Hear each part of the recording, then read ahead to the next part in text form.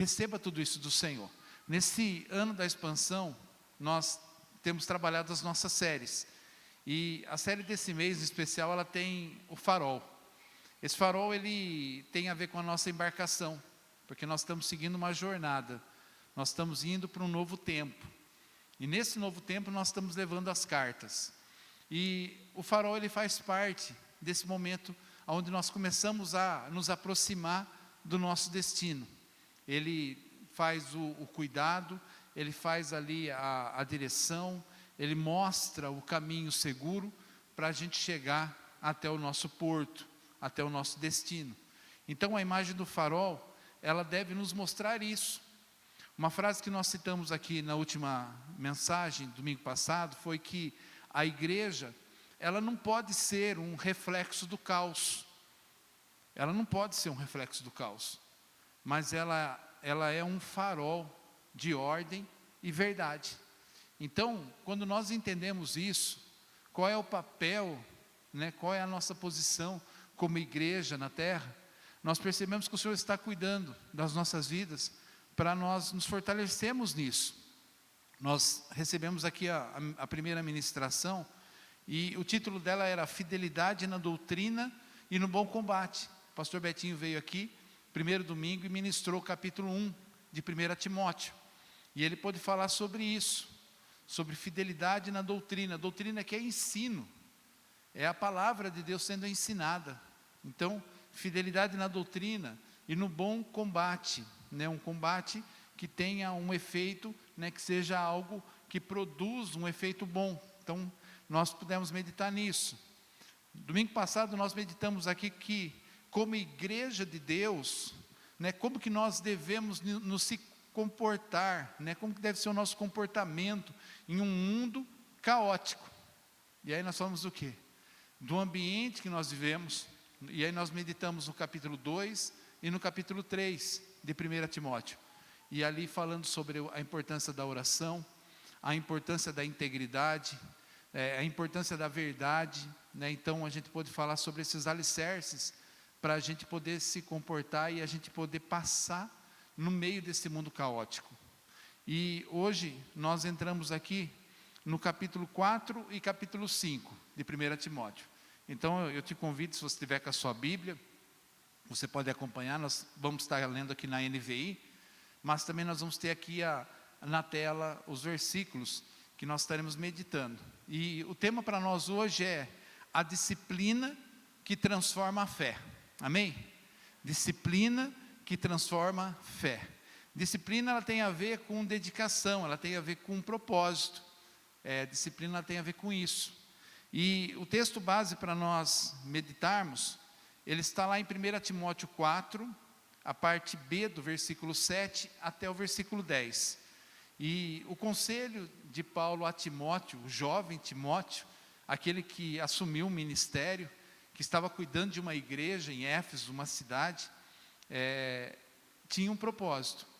E aí nesse capítulo ele fala algo muito interessante. Ele diz assim: antes, exercite-se na piedade. E depois ele fala algo interessante, porque ele começa a falar sobre uma comparação, onde ele diz assim: o exercício físico é de pouco proveito, dentro daquilo que ele está aqui trazendo de realidade do céu, de eternidade. É um ensinamento. Então ele diz: o exercício físico é de pouco proveito. A piedade, porém, para tudo é proveitosa, porque tem promessa, tanto para a vida presente, quanto para a futura. Esta palavra é fiel e digna de toda aceitação. Se trabalhamos e lutamos, é porque temos depositado a nossa esperança no Deus vivo, o Salvador de todos os homens, especialmente dos que creem. Então, esse trecho do capítulo 4 aqui, ele traz uma realidade, falando sobre algo que Paulo estava trazendo uma comparação. Ele estava falando de uma cidade, Éfeso, a cidade ali que tinha um contexto, havia um contexto greco-romano, e tinha um culto, ao corpo, Então as pessoas, talvez ali o ambiente que ele estava ali, era um ambiente de pessoas esportistas, de pessoas que fazem atividade física, né? E eu acho interessante isso, porque quando ele fala, antes exercita-te na piedade, né? Ele está trazendo um desafio para a gente, de que tudo aquilo que a gente pode exercitar em outra área, como a área física, que aqui ele fala que é de pouco proveito para isso, que ele está falando de eternidade, ele traz essa realidade agora para um contexto de fé, de caminhada com Deus. Ele está falando de piedade. E eu penso nisso porque a dedicação, né, nossa, ela tem muito a ver com isso. Algo interessante, já nós estamos aí, né, com um desafio, né, na nossa vida familiar, eu com a Fábio, de caminharmos às 5 horas da manhã, todo dia. Então nós começamos no primeiro dia de setembro, e nós estamos ali, ó, acordamos 15 para 5, nos preparamos, e às 5 horas em ponto nós saímos de casa, andamos quase 6 quilômetros, mais ou menos 1 hora de caminhada, depois voltamos e a nossa vida segue aí o seu fluxo, né? Mas precisa de esforço, precisa de disciplina, precisa de dedicação. E da mesma forma a piedade, da mesma forma essa realidade de fé, ela precisa ainda ser mais exercitada, ela precisa ainda ser mais fortalecida, porque o proveito para a eternidade é maior, porque o proveito físico do exercício é para essa vida, é para a sua saúde aqui, mas isso acaba. Mas aí o exercício na piedade, ele tem a ver com aquilo que nos leva para a eternidade, que nos faz fortalecer na nossa fé, no nosso relacionamento com Deus, e aí para isso é muito proveitoso, amém? Então, quando a gente pensa em piedade, a palavra piedade, ela significa nós termos um caráter e uma atitude de Deus, é trazer o caráter e a atitude de Deus para a nossa vida. E Paulo fala para Timóteo exercitar isso. Você precisa exercitar, você precisa fazer essa musculatura, ela se fortalecer, essa vida, essa fé cristã, ela ser disciplinada, ela ter uma fidelidade, ela ter uma diligência, que é o que nós temos aqui na nossa série. Precisa acontecer isso. E trazendo de volta para a área do esporte, a gente tem que entender que um atleta, ele não vence apenas por talento. Você fala assim, ele é talentoso, e ele vence porque ele é talentoso. Não. Existe uma disciplina, existe ali um treino, existe ali uma diligência diária, para que ele possa realmente conquistar, para que ele possa vencer os seus desafios. E a piedade, a vida de piedade, ela precisa também ser vencida, ela precisa que você supere desafios, que você tenha disciplina, que você tenha fidelidade, que você tenha diligência nisso. Então é um convite que a vida cristã nos traz, só que com entusiasmo, com alegria do céu. Isso requer de nós constância, isso requer de nós foco, a gente precisa ter o alvo, a gente tem que ter um compromisso com Deus, para a gente nos exercitar na piedade. É um convite do apóstolo Paulo para Timóteo, mas é um convite para nós hoje, porque nós somos esses jovens hoje aqui, amém? Timóteo era um jovem, chamado para um ministério, ele tinha um grande desafio, né, de conduzir a igreja do Senhor, e hoje os jovens Timóteo estão aqui. Você recebe essa palavra sobre a sua vida, jovem? O jovem não tem idade, viu? Amém? Nós temos esse propósito hoje para nós. E aí Paulo aqui, como um treinador espiritual, eu queria trazer aqui uma versão na nova linguagem de hoje. E ela é bem interessante, porque ela fala assim, ó: para progredir na vida cristã, faça sempre exercícios espirituais. Então essa versão, ela amplia o entendimento nosso, para aquilo que precisa ser feito, para aquilo que precisa ser exercitado. A fé, como um músculo, precisa ser treinada, ela precisa ser estabelecida. Nesse treinamento, a gente aqui destaca, no capítulo 4 e no capítulo 5 de 1 Timóteo, 3 realidades aqui. A primeira delas tem a ver com a fidelidade à verdade. Fidelidade à verdade faz parte de um dos propósitos que faz a gente exercitar a piedade. É quando você é fiel à verdade, você tem fidelidade à verdade. O segundo é diligência na vida espiritual. É quando você tem um comprometimento diligente com o Senhor, um comprometimento espiritual. E o terceiro é uma disciplina no modo de você viver com os outros, e tem a ver com relacionamento. Aqui na igreja nós temos um relacionamento, e da mesma forma que nós temos o relacionamento, a parte, né, boa, também tem aquela parte que a gente precisa trabalhar mais, a parte que muitas vezes tem dificuldade. Então essas três áreas são como se fosse a primeira série de exercícios que a gente precisa para a piedade. Amém? Você está disposto a se exercitar em piedade aí? Em nome de Jesus? Tem um propósito para isso. Então, seja fiel à verdade. Capítulo 4, versículo 1 em diante diz assim, Paulo aqui falando para Timóteo: o Espírito diz claramente que nos últimos tempos alguns abandonarão a fé e seguirão espíritos enganadores e doutrinas de demônios, por causa da hipocrisia dos que falam mentiras e que têm a própria consciência cauterizada. Eles proíbem o casamento e o consumo de alimentos que Deus criou para serem comidos com ação de graça pelos fiéis, e conhecem a verdade. Pois tudo o que Deus criou é bom, e nada deve ser rejeitado, se for comido com ação de graças, pois é santificado pela palavra de Deus e pela intercessão. Se você transmitir essas instruções aos irmãos, será um bom ministro de Cristo Jesus, nutrindo com as verdades da fé e da boa doutrina que tem seguido fielmente.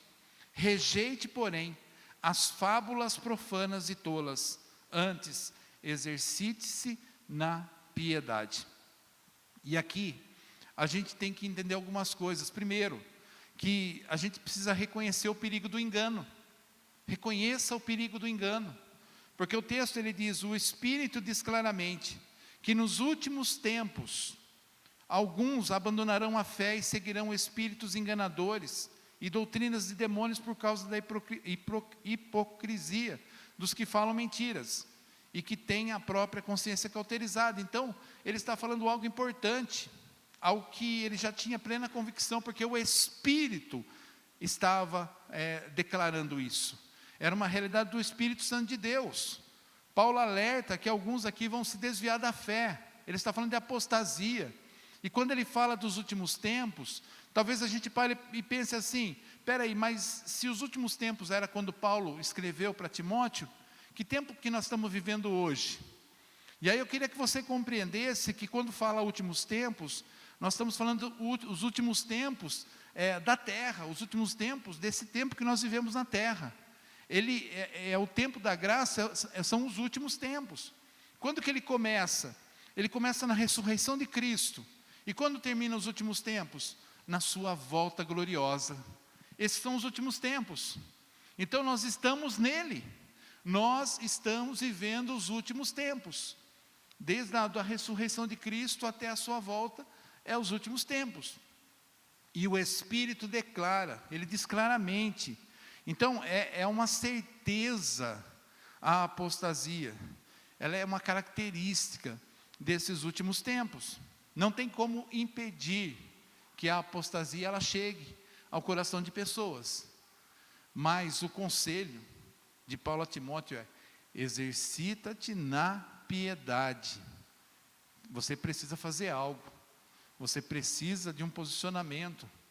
Porque a apostasia, ela vem e ela tem sua origem nas trevas. Ela tem a sua origem nas mentiras que trazem sobre Deus, sobre Jesus, sobre salvação. Aí está o efeito da apostasia, quando ela começa, usando da hipocrisia, os homens, sendo utilizados como canal da hipocrisia, da mentira, a consciência cauterizada, que aqui Paulo está falando para Timóteo, que é aquele que está insensível à voz de Deus. ele tem a sua consciência cauterizada, então ele não tem esse sentimento, ele não tem essa simpatia, né? Então ele tá longe do Senhor. E é importante a gente entender também que quando ele está falando com Timóteo sobre essa apostasia, ele está falando que muitas vezes ela está dentro da própria igreja, porque ele está aqui tratando com a igreja. E a gente perceber que desde o primeiro capítulo de Timóteo, ele está falando sobre falsos ensinos. Ele está falando sobre pessoas se posicionando e ensinando, desviando as pessoas da fé. E isso não mudou. Isso continua acontecendo. Mas nós temos um caminho para nós seguirmos. A gente tem que tomar cuidado com 3 perigos que ele fala aqui. Ele fala o perigo da apostasia, que é quando alguns abandonam a fé. Pessoas que pregavam o Evangelho, que anunciavam Cristo, e deixam o Evangelho, abandonam a sua fé, mesmo sabendo que é a verdade, abandonam ela, rejeitam a verdade. Pensar nesse perigo do engano, quando ele fala sobre espíritos enganadores. Quando se usa essa expressão espírito enganadores, a gente entender que há aqui uma sutileza, né, nessa questão da mentira tão forte, porque ela tem dinâmica espiritual. E aí muitos podem ser enganados porque vão ver uma dinâmica espiritual na mentira e achar que é algo de Deus. Então são perigos nesse engano. E ele fala também sobre perigo de falso ensino. E aí ele deixa bem claro, doutrinas de demônios. E quando ele fala de doutrinas de demônios, a gente tem que pensar que o inimigo ele é formado em teologia, ele conhece a palavra. E ele pode sim manipular a palavra para enganar. A gente pensar que isso já começa lá em Gênesis, quando a serpente ela convence a Eva com uma mentira a respeito de Deus. Se você for no texto lá em Gênesis 3, o texto diz assim que a serpente falou com Eva e disse a ela assim: certamente não morrerão. Deus já havia dito que se ela pegasse do fruto ali, eles morreriam. Mas aí vem a serpente, que é a doutrina das trevas, né, do demônio aqui, né? E ela fala: olha, certamente não morrerão. Olha, Deus sabe que no dia que vocês dela comer, os seus olhos vão se abrir. E vocês serão como Deus, conhecedores do bem e do mal. E a tentação, ela faz isso. Ela corrompe a palavra, ela manipula a palavra, ela deturpa a palavra. E Eva, convencida nessa tentação, ela peca contra Deus. Qual era a proposta dessa doutrina? É que o homem poderia ser igual a Deus e ser independente de Deus. Esse é o convite do pecado. E quantas vezes as pessoas, elas são convencidas por doutrinas e demônios, onde elas são convencidas que elas podem ser como deuses, que elas podem viver independente de Deus. E isso não é uma realidade da graça de Deus sobre nós. O Senhor Jesus, Ele fez uma obra tão maravilhosa para nos alcançar. E hoje nós descansamos nessa graça de Deus. Nós somos dependentes desse amor tão grande do Senhor por nós. E nós podemos descansar nessa realidade de quem Deus é para nós. E nós declaramos aqui: santo, santo, santo. Quem é santo? O Deus Todo-Poderoso, Ele é santo. Jesus é santo. E nós declaramos a santidade do Senhor, porque nós reconhecemos isso. Nós não somos aqui enganados. Nossos olhos, eles se abrem para enxergar a verdade, porque a graça de Jesus, ela nos alcançou. Amém? Você crê nisso? Você pode aplaudir ao Senhor?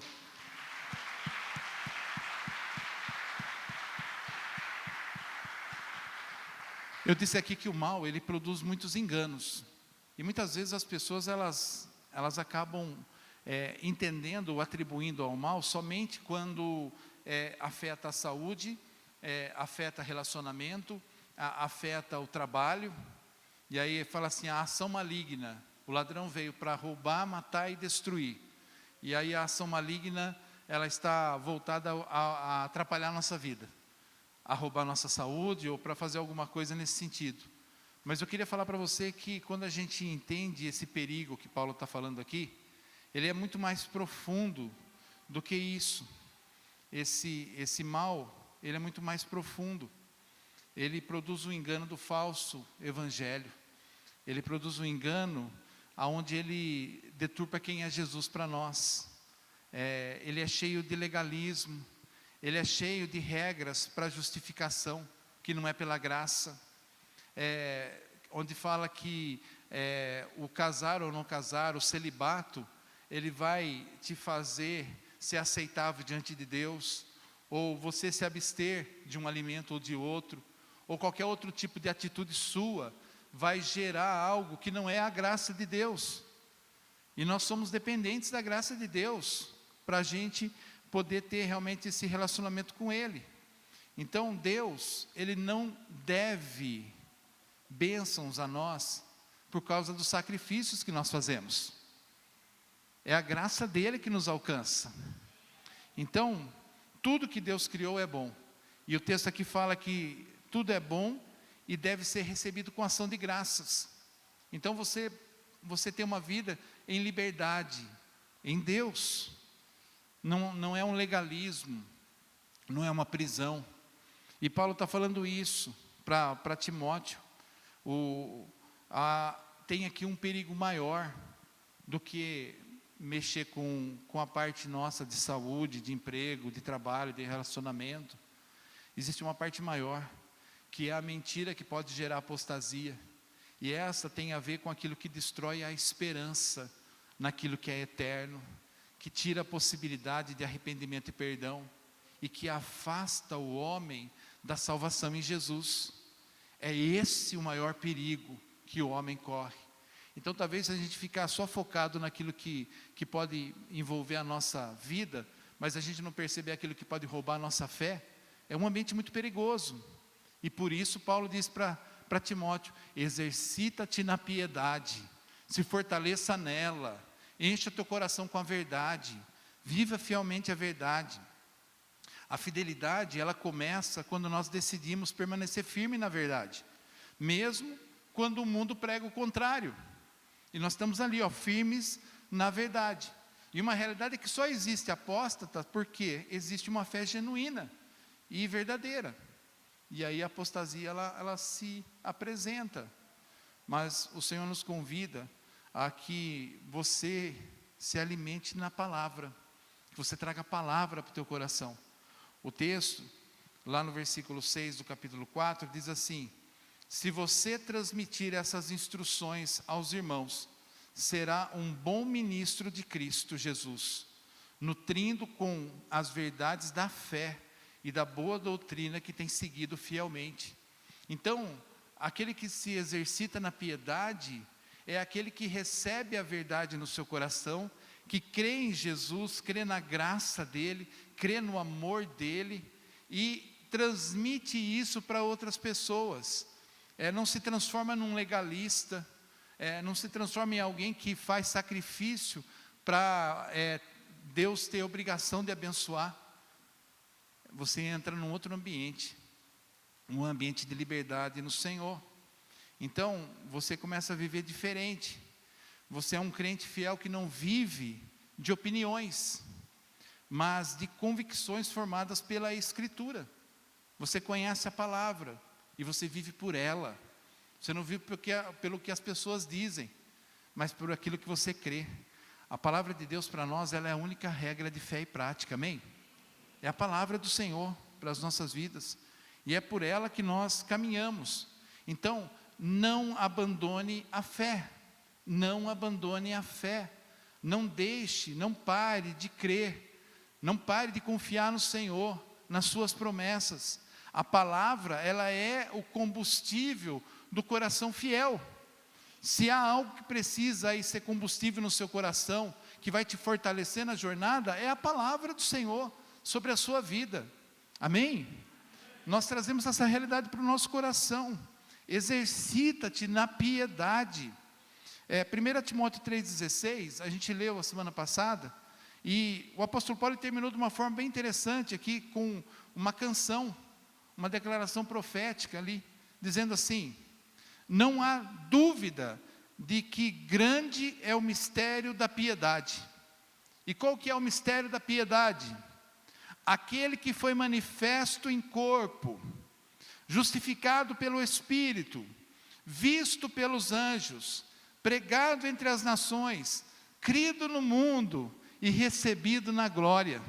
Quem? Jesus. Jesus é o mistério da piedade. É nele que nós confiamos, porque ele cumpriu o propósito. E essa declaração de Paulo, ela é cristológica. Ela traz uma realidade profunda, porque ela fala da encarnação de Jesus. Jesus veio em carne, ele passou por todo o sofrimento como homem, ele resistiu. Fala dessa encarnação, fala da morte de Jesus. Ele pagou o preço pelos nossos pecados, ele foi até as últimas consequências do amor, ele se entregou por nós, ele se fez sacrifício em nosso lugar, o justo pelos injustos, ele se colocou no nosso lugar. Essa é o mistério da piedade, é onde a gente se exercita, é nessa graça maravilhosa de Jesus, e é aquele que venceu a morte e ressuscitou ao terceiro dia, e ele abriu um caminho para todos nós. Então é nele que nós confiamos. Então seja fiel a essa doutrina, seja fiel a esse ensino, de que Jesus, ele fez tudo por nós, e hoje nós temos um destino eterno, porque ele preparou esse caminho. Ele é o caminho, ele é a verdade, ele é a vida. Ninguém vai ao Pai se não for por ele. Amém? Que essa doutrina, ela esteja no seu coração, bem firmada. Isso é um exercício que você exercita na piedade, de entender essa realidade. É uma disciplina espiritual. Um homem, ele pode manter muitas verdades do cristianismo no seu coração, e ainda torná-las inúteis, mantendo outras doutrinas que neutralizam ela. Pensa nisso. Uma pessoa pode saber tudo isso que nós falamos aqui, mas se ela manter uma doutrina que tira ela da graça e coloca ela num ambiente de merecimento, um ambiente de justiça ou de legalismo, ela neutraliza tudo isso que Jesus quer fazer na vida dela, e ela se torna uma pessoa que ela não consegue caminhar, porque ela ainda não entendeu a graça de Deus. Então não há vida forte sem alimento sólido, e alimento sólido tem a ver com esse conhecimento de Cristo. E não há destino certo sem fidelidade e diligência. Precisa ter essas coisas, precisa ter esse empenho, precisa ter esse exercício. O segundo ponto que eu queria trazer para o teu coração é: seja diligente na vida espiritual. Seja diligente na vida espiritual. O texto lá no capítulo 4, ele continua, ali no versículo 7, dizendo assim: rejeite, porém, as fábulas profanas e tolas. Antes, exercite-se na piedade. O exercício físico é de pouco proveito. A piedade, porém, para tudo é proveitosa, porque tem promessa, tanto para a vida presente, quanto para a futura. Esta palavra é fiel e digna de toda aceitação. Se trabalhamos e lutamos, é porque temos depositado a nossa esperança no Deus vivo, o Salvador de todos os homens, especialmente dos que creem. Por isso, ensine essas coisas e dê instruções a respeito delas. Ninguém o despreze pelo fato de você ser jovem, mas seja um exemplo para fiéis na palavra, no procedimento, no amor, na fé e na pureza. E aí Paulo diz: até a minha chegada, dedique-se à leitura pública da Escritura, à exortação e ao ensino. Não negligencie o dom que foi dado a você, por mensagem profética, com imposição de mãos dos presbíteros. Seja diligente nessas coisas, dedique-se inteiramente a elas, para que todos vejam o seu progresso. Atente bem para a sua própria vida e para o ensino. Persevere neles, pois, agindo assim, você salvará tanto a você mesmo, quanto aos que o ouvem. Então, olha só que profundidade de cuidado de Paulo aqui com Timóteo. E que profundidade é isso, quando nós aqui hoje, Igreja do Senhor, nós somos ministrados como se nós fôssemos esses Timóteos, como fôssemos esses que têm um chamado, que o Senhor trouxe sobre nós, e trouxe sim, há um propósito sobre a sua vida como igreja, há um propósito de Deus para te impulsionar no seu destino, há um caminho para você seguir, para você poder caminhar, e você precisa dessa atenção. Você precisa realmente entender aonde você tem que rejeitar coisas, onde tem coisas que não podem entrar no seu coração, aonde a piedade tem que estar, aonde aqui ele fala que se nós trabalhamos, se nós nos dedicamos, se nós nos esforçamos, é porque tem aqui a palavra, porque ela é digna de aceitação, porque temos depositado a nossa esperança no Deus vivo, que nós temos crido no Salvador de todos os homens, nós temos um alicerce forte, uma fé forte no Senhor, então nós podemos caminhar. E aí ele diz: ensine isso a outros, transmita essa realidade a outros, tenha esse cuidado, né? Não negligencie esse dom, não deixe, não pare porque alguém está falando que você é muito jovem. Aqui ele está falando de quando é questionado o seu chamado. Não pare por isso. Continue se dedicando. Continue sendo diligente. Continue, aqui ele fala, que as pessoas vejam esse progresso seu, essa caminhada sua. Então há um cuidado de Deus aqui. Então o exercício para a piedade, ele é bom por toda a eternidade. Pensa nisso. O exercício para a piedade, ele é bom por toda a eternidade, porque ele nos impulsiona a nós vivermos coisas novas, e somente a piedade é o caminho para a vida eterna e para a felicidade, então nós vamos caminhar por ele. Pecado e vício não oferece nada para a vida futura, muito pelo contrário. Genealogias, classes sociais, posições sociais, não oferecem nada para a vida futura, não produzem nada. Sucesso, riqueza dessa terra, não oferece nada para a vida futura. Fama pessoal, beleza, não oferece nada para a vida futura. O exercício físico, como ele disse aqui, também não. Para a vida futura, não. Para o presente aqui é bom, é saudável. Mas para a vida futura, não. O que nos impulsiona para a vida futura? O exercício da piedade. O exercício da piedade nos fortalece. É por ele que nós precisamos caminhar. Então, a disciplina ela gera crescimento. Ser disciplinado. Em 1 Timóteo 4, versículo 9 a 11, diz assim: esta palavra é fiel e digna de toda aceitação. Se trabalhamos e lutamos, é porque temos depositado a nossa esperança no Deus vivo, o Salvador de todos os homens, especialmente dos que creem. Ensinem essas coisas e dê instruções a respeito delas. E aí a gente entender que esse exercício que nós estamos falando aqui, ele é espiritual. Ele é espiritual. Mas ele requer esforço e constância.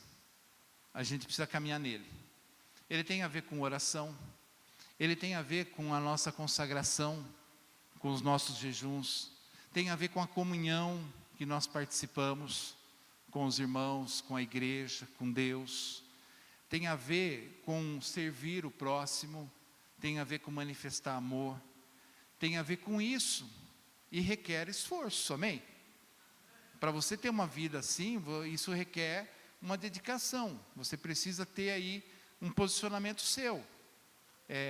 Você tem que ter desejo, você tem que ter decisão, e você tem que ter disciplina, amém? 3D, desejo, decisão e disciplina, e isso em qualquer área da sua vida, viu? Você quer caminhar de madrugada? Desejo, decisão e disciplina. Você quer uma vida de piedade? Desejo, decisão e disciplina. Guarda os 3D aí que vai dar tudo certo, né? É aí que nós caminhamos. Fé não amadurece por acaso, ela cresce com diligência, ela precisa ser cuidada, a nossa fé precisa ser cuidada. Paulo alertou dos últimos dias, muitos apostatarão da fé, muitos serão enganados por doutrinas de demônios, muitos serão enganados, né? Ali fala por falsos ensinos. Então a gente precisa fortalecer a nossa fé nos últimos dias. Seja exemplo dos fiéis.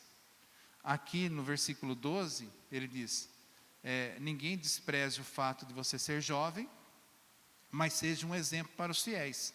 na palavra, no procedimento, no amor, na fé e na pureza. É uma caminhada, é uma jornada, mas que nós conseguimos ela exercitando a nossa fé, exercitando a piedade. E a verdadeira espiritualidade, meus irmãos, ela se prova no exemplo diário, é na prática. Palavra, procedimento, amor, fé, pureza, é no dia a dia. Você nunca consegue provar fidelidade só declarando ela com a sua boca, falando, olha, eu sou fiel. A fidelidade ela é provada com o tempo. Isso em qualquer área da sua vida. Para você declarar a fidelidade ela é declarada pelo tempo. Então é uma constância. Então a gente segue aqui uma diligência espiritual, que não é ostentação, de achar que nós estamos num nível acima dos outros, mas é coerência com aquilo que a gente crê. A gente crê em Jesus, a gente recebe a graça dele, nós entendemos essa doutrina espiritual, nós entendemos esse ensino de Deus, e aí nós seguimos por ele. E aí é coerência com aquilo que a gente crê. Lá no versículo 13 e 14 ele diz, até a minha chegada, dediquem-se à leitura pública da Escritura, à exortação e ao ensino. Não negligencie o dom que foi dado a você, por mensagem profética, com imposição de mão dos presbíteros. Depois a gente também entende uma perseverança, e é uma perseverança mesmo sem aplauso, porque às vezes há uma perseverança com aplauso, é tipo incentivo, né? Mas ele fala no versículo 15 e 16, seja diligente nessas coisas, dedique-se inteiramente a elas, para que todos vejam o seu progresso.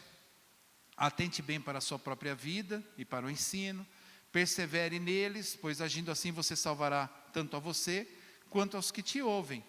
E ser diligente nessas coisas, para que todos vejam o seu progresso, tem a ver com diligência, tem a ver com podemos ir além. Você pode ir mais para frente. Ser diligente quer dizer isso, dá para ir mais, dá para fazer mais. A diligência, ela é fazer o certo quando ninguém está olhando. Pode ser melhor, não é? Confiando, primeiro que Deus vê. Então a gente não faz porque o outro está nos vendo, mas a gente faz porque a gente sabe que Deus vê. Então a gente vai fazendo, a gente pode fazer melhor. Então, fiéis são aqueles que fazem do espiritual uma prioridade, não uma opção. Somos aqui cidadão dos céus, amém? Você é um cidadão do céu? Então nós temos características de cidadão dos céus, comportamento de cidadão dos céus. Então a gente começa a viver já não mais uma opção, mas uma realidade do que nós somos em Deus. Deus nos chamou para algo, Deus nos impulsionou para um destino, e nós vamos seguir por Ele. Não tem a ver com pressa, mas tem a ver com constância. Você caminhar com constância. E aí o terceiro aspecto para esse exercício nosso, tem a ver com seja disciplinado nas relações. E aí Paulo trata isso também aqui. Aí já no capítulo 5, ele nos ensina algumas coisas, sobre comportamento com as outras pessoas. Como é que você reage, ou como você orienta as outras pessoas que estão à sua volta. Primeiro, trate com respeito e pureza. Essa é uma característica importante nas relações. No versículo 1 e 2 ele fala, não repreenda asperamente o homem idoso, mas exorte-o como se ele fosse seu pai. Exorte os jovens como irmãos, as mulheres idosas como mães, as moças como irmãs, com toda pureza. Então ele está falando aqui de tratamento. Como é que você trata as pessoas? O exercício da piedade, ele tem que te levar para um outro nível. Há um nível aqui diferente, né? Um nível de respeito, um nível de pureza, que precisa acontecer no nosso meio. E não só aqui na igreja, mas nos nossos relacionamentos, né? A gente precisa trazer uma realidade diferente. ela mostra, né, a nossa fidelidade à doutrina, o ensino, ela vai ser revelada na maneira como nós tratamos as pessoas, é no tratamento. Então, quem é fiel a Deus, será também justo, puro e respeitoso com os outros. É uma realidade que vai chegar. Outro ponto que a gente percebe no capítulo 5, pratique misericórdia. A misericórdia ela precisa, mas é com responsabilidade. Porque às vezes as pessoas elas cobram coisas que vai além daquilo que deve ser feito, ou que tem algo que é um engano, e a gente precisa tomar cuidado. E aqui no exemplo que Paulo dá a Timóteo, ele está falando de viúvas. O problema para a igreja naquela época era o cuidado com as viúvas, porque tinha algumas relações ali, alguns problemas sérios, sobre pessoas que eram aproveitadoras, sobre a questão de cada situação que envolvia uma pessoa necessitada. Então ele busca sabedoria, e nós como igreja hoje, nós precisamos também buscar sabedoria. E aí ele fala no versículo 3 do capítulo 5, trate adequadamente as viúvas, que são realmente necessitadas. Mas, se uma viúva tem filhos ou netos, que estes aprendam primeiramente a pôr em prática a sua religião, cuidando da própria família e retribuindo o bem recebido dos seus pais e avós, pois isso agrada a Deus, é uma orientação, né, para o relacionamento ali da igreja. A viúva realmente necessitada e desamparada, ela põe a esperança em Deus, ela persiste dia e noite em oração e súplica. Então ele está falando o quê? Que essa pessoa, essa necessidade, que era uma necessidade da igreja lá local, ela era atendida, sendo observado algumas coisas, sobre quem era a pessoa a ser ajudada, quem era a pessoa que ia ser ali cuidada, se realmente não tinha família. Então era um cuidado com relação, para ser saudável. Mais adiante no versículo 8, ele diz assim: se alguém não cuida dos seus parentes, especialmente dos da própria família, negou a fé, e é pior que o descrente. E aí ele está falando que esse exercício da piedade com o relacionamento, é o cuidado nosso com a nossa família também, a sua preocupação com a sua família, porque ele compara a pessoa que não cuida da família com alguém que negou a fé, e que é pior que um descrente. Então ele está trazendo o quê? Um amor, né? Não só o amor da comunhão aqui da igreja, mas o amor familiar, o cuidado familiar também, que precisa ser observado.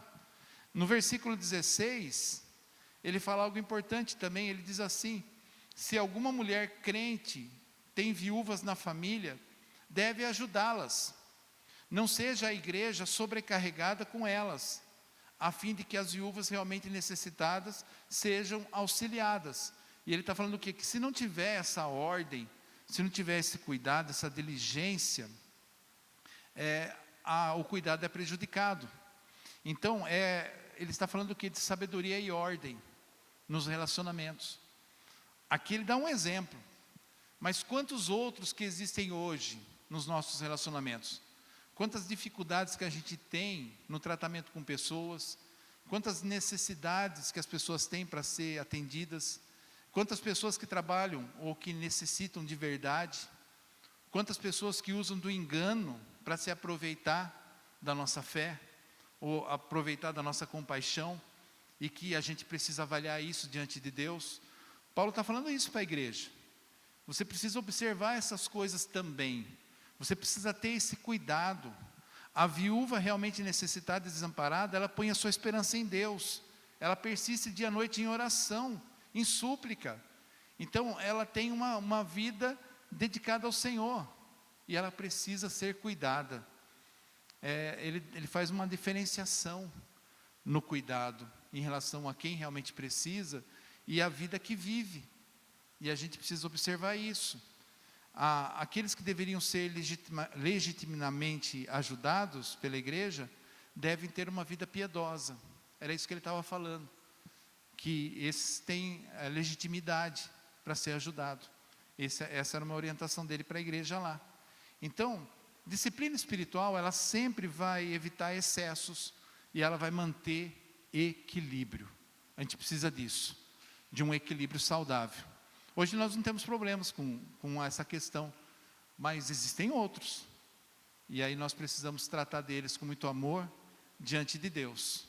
E a orientação é para isso. Depois ele trouxe mais uma realidade aqui sobre integridade com liderança.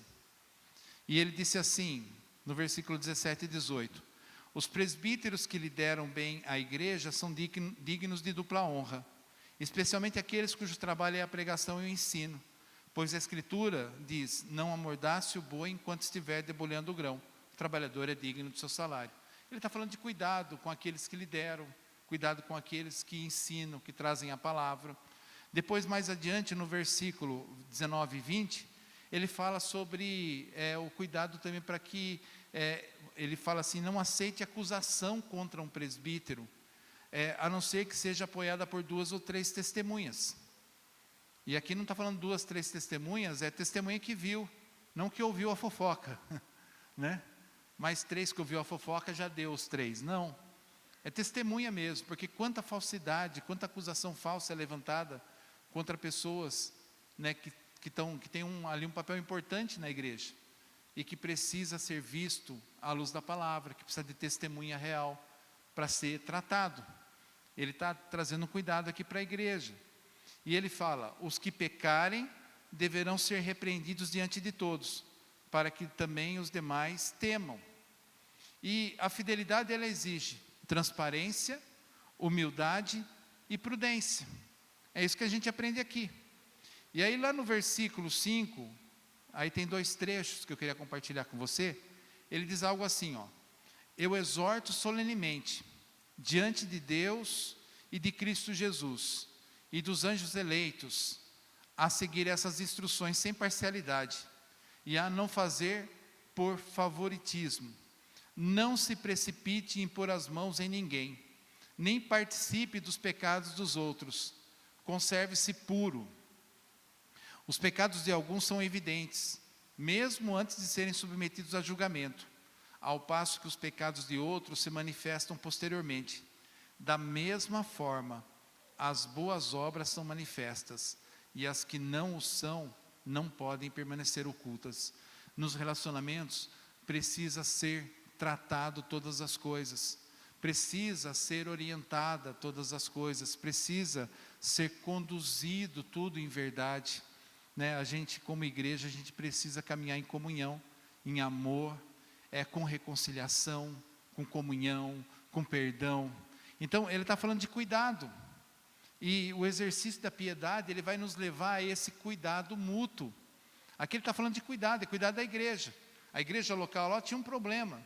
A igreja atual de Cristo, ela tem outros, mas ela precisa de coerência, ela precisa de equilíbrio, ela precisa de prudência, ela precisa agir sem parcialidade, ela precisa do bom testemunho. E isso é o que nós precisamos viver na piedade. Eu te convido a se colocar de pé nesse instante, e eu queria que você entendesse isso, que a fé, ela só se torna visível nas relações. É nas relações. Relações como igreja, a forma que nós caminhamos como igreja. Quem treina para a vida com fidelidade e diligência, vai refletir Cristo no diário. Quem está treinando vai refletir Cristo no diário. E a vida cristã, ela é um treinamento diário. Ela é. Todos nós enfrentamos muitas dificuldades. Nós enfrentamos dificuldade na família, nós enfrentamos dificuldade no trabalho, muitas vezes nós enfrentamos dificuldade na comunhão, aqui no ambiente de igreja. E aí nós precisamos exercitar essa piedade, esse mistério da piedade, da graça de Deus, que está sobre todos nós. Essa graça está sobre todos nós. E uma coisa que nós queremos é chegar junto na eternidade, amém? Nós queremos chegar junto lá. Nosso destino é a eternidade, e nós vamos chegar juntos lá, em nome de Jesus. Versículo 16 do capítulo 4, para a gente encerrar. Cuide de você mesmo. Cuide de você mesmo. E tenha cuidado com o que ensina. Continue fazendo isso, pois assim você salvará tanto você mesmo como os que o escutam. Feche os teus olhos por um instante. Queria que você pudesse responder algumas perguntas no seu coração. Você tem sido fiel à verdade? Eu te convido a reafirmar no teu coração a fidelidade à verdade, aquilo que Cristo é: graça, bondade, amor, reconciliação, perdão, salvação. Você tem sido diligente na sua vida espiritual? Se não, retorne às práticas, retorne à oração, tenha um relacionamento com Deus mais profundo, leia mais a Bíblia, sirva mais as pessoas, cresça em maturidade e em fé.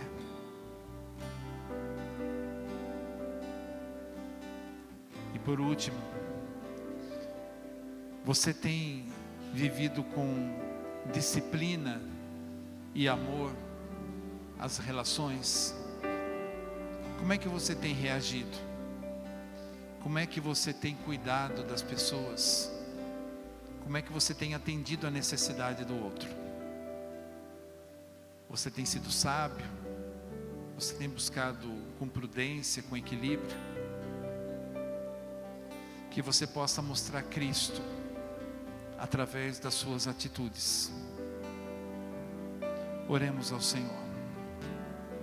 Senhor nosso Deus e nosso Pai, nós cremos em Ti, nós cremos no chamado Teu para as nossas vidas, nós cremos que o Teu plano é o melhor plano para a nossa vida, Pai, porque não diz respeito somente a esse tempo, mas fala da eternidade, fala desse encontro com o Senhor. Pai Santo e Poderoso, nós pedimos ao Senhor que venha de encontro ao nosso coração, Senhor.